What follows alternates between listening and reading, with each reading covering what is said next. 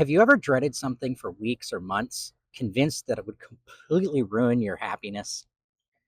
Maybe you worried about a breakup, not getting a job you wanted, failing an important exam, or losing an opportunity that seemed incredibly important. Before the event happened, it may have felt like your life would never be the same. And then it happened. You were upset, maybe even devastated. But eventually, you found yourself laughing again, making plans again, and returning to something that looked surprisingly like your normal life. This pattern is so common that psychologists have put a lot of attention into studying it.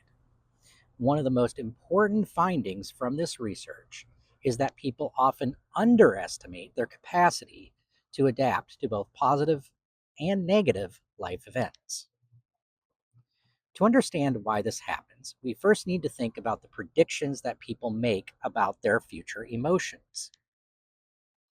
Whenever you wonder questions such as, how happy would I be if I got this job? Or how devastated would I be if this relationship ended? You're making predictions about your future emotional states. Psychologists Timothy Wilson and Daniel Gilbert refer to these predictions as affective forecasts, and the process of making them is known as affective forecasting. Affective forecasting plays an important role in decision making because we often choose among alternatives by imagining how each option would make us feel in the future. Research on affective forecasting has consistently found that people make systematic errors when predicting their future emotions. In particular, people tend to overestimate both how strongly and how long future events will affect them emotionally. Gilbert and his colleagues referred to this tendency as the impact bias. An important nuance, though, is that people are often fairly good at predicting the direction of their emotions. Most of us can accurately anticipate that being denied tenure, ending an important relationship, or receiving a surprising diagnosis would feel bad. Likewise, we know generally that getting married, receiving a promotion, or achieving an important goal would feel good. The error isn't usually in predicting whether an event will be pleasant or unpleasant. The error lies in predicting the intensity and the duration of the emotional response. For example, Gilbert and his colleagues studied assistant professors who were awaiting tenure decisions. These faculty members were asked to predict how happy or unhappy they would be years in the future if they either received tenure or were denied it. The researchers then compared these predictions to the reported well being of professors who had actually experienced those outcomes, being given tenure or denied tenure. In this study, the forecasters substantially overestimated the long term emotional consequences of both outcomes. Receiving tenure mattered, and being denied tenure mattered, but neither event affected people's long term well being as much as the forecasters would have expected. The same general pattern has been observed in many other domains, including romantic relationships, election outcomes, and a variety of everyday life events. Taken together, these studies suggest a consistent conclusion. People often overestimate the enduring emotional impact of future events. So, why do these errors occur? Researchers have proposed several explanations. One explanation for the impact bias is a process that Wilson and Gilbert refer to as focalism. Focalism is the tendency to focus too heavily on the event we are imagining and to neglect the many other experiences that will also influence our future emotions. A closely related idea comes from Daniel Kahneman and David Schade. They described what they call the focusing illusion, which they summarized with the statement, nothing in life is as important as you think it is when you're thinking about it.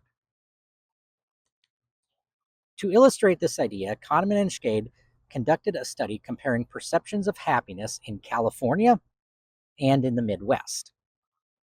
Many participants believed that Californians must be substantially happier because of the state's climate and lifestyle. However, when the researchers measured people's actual life satisfaction, they found that Californians were not appreciably happier than people living in the Midwest. Why did participants make this prediction?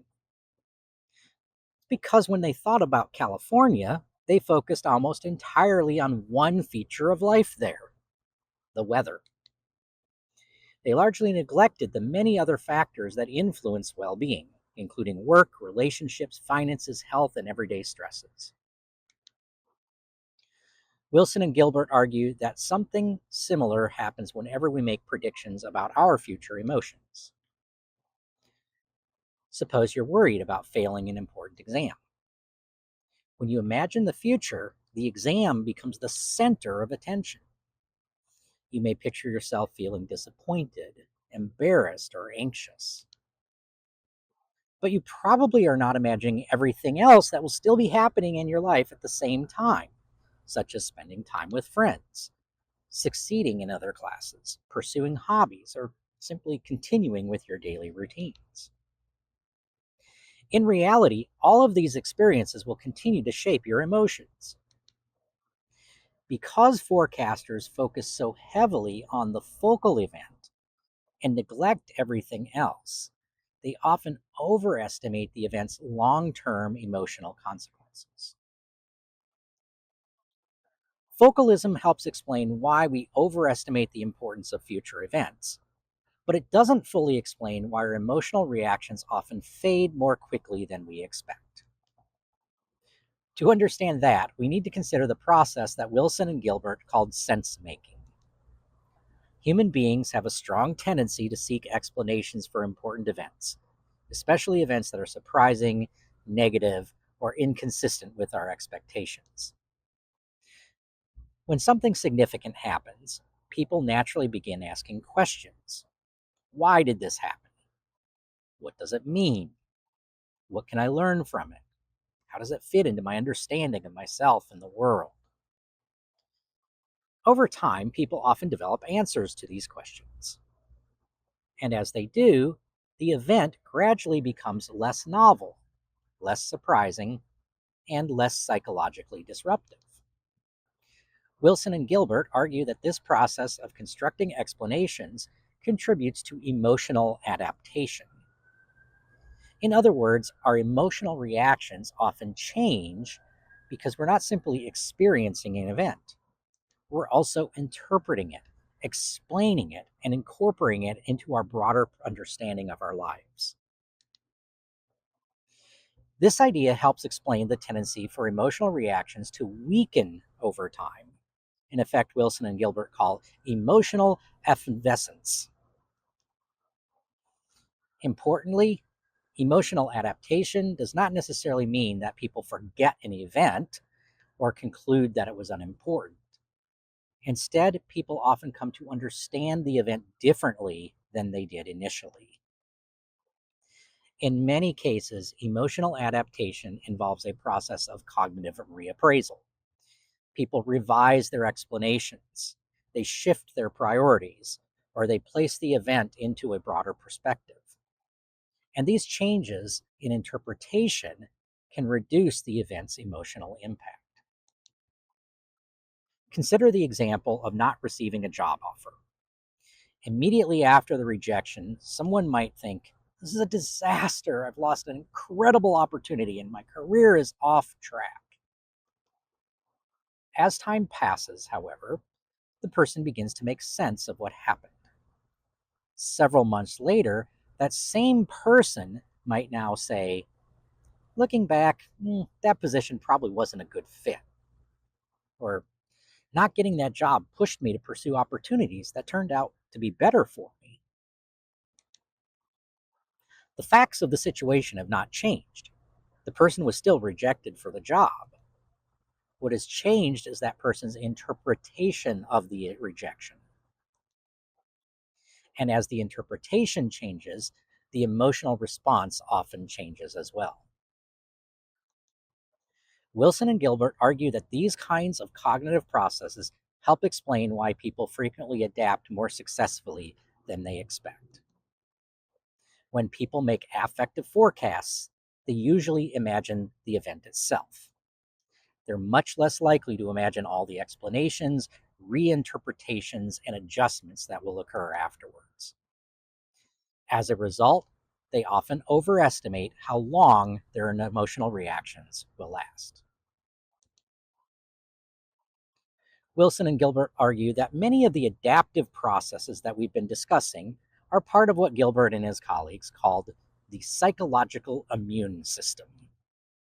Just as the biological immune system helps protect the body from disease, this psychological immune system helps protect our emotional well being following setbacks and disappointments. Of course, the psychological immune system isn't a set of brain regions or cells in the body. It's a collection of cognitive processes that can help individuals cope with and adapt to negative experiences. These processes can take many forms. Sometimes people reinterpret what happened.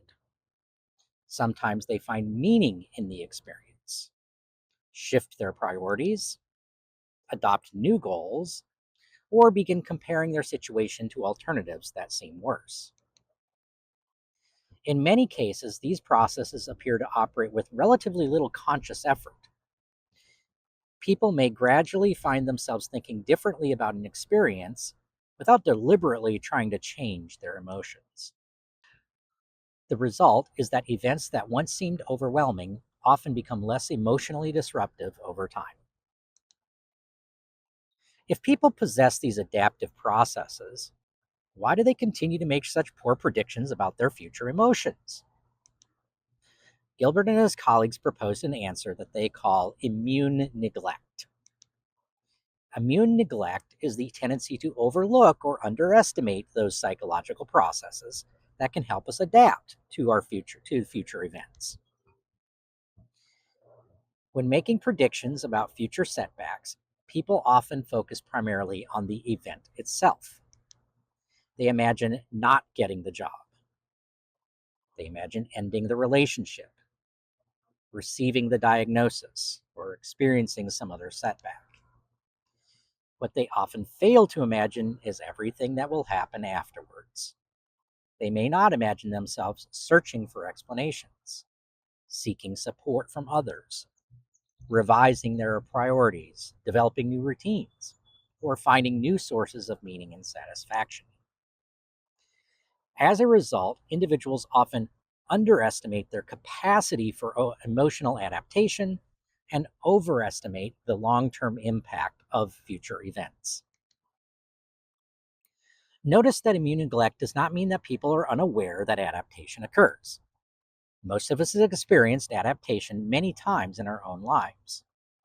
We've recovered from disappointments, we've adjusted to changes, and we've found ways to move forward after difficult experiences. The problem is that when we make forecasts about the future, we often fail to incorporate those adaptive processes into our predictions. In effect, we imagine the event, but we neglect to imagine the person we will become after living with that event for days, weeks, months, or even years. Why does all this matter? Because many of our important decisions require us to imagine what our future lives will be like. When we choose a career, decide whether to move to a new city, enter or leave a relationship, or make an important medical decision, we often ask ourselves questions such as, how happy would I be if this happened? Or how unhappy would I be if it didn't? Could I live with that outcome? Research on affective forecasting suggests that we should approach these predictions with some humility. Our forecasts are not completely wrong. Future events often matter a great deal, but we may be less accurate than we think when predicting how strongly and how long those events will affect our well being. These issues become especially important in health and medical decision making.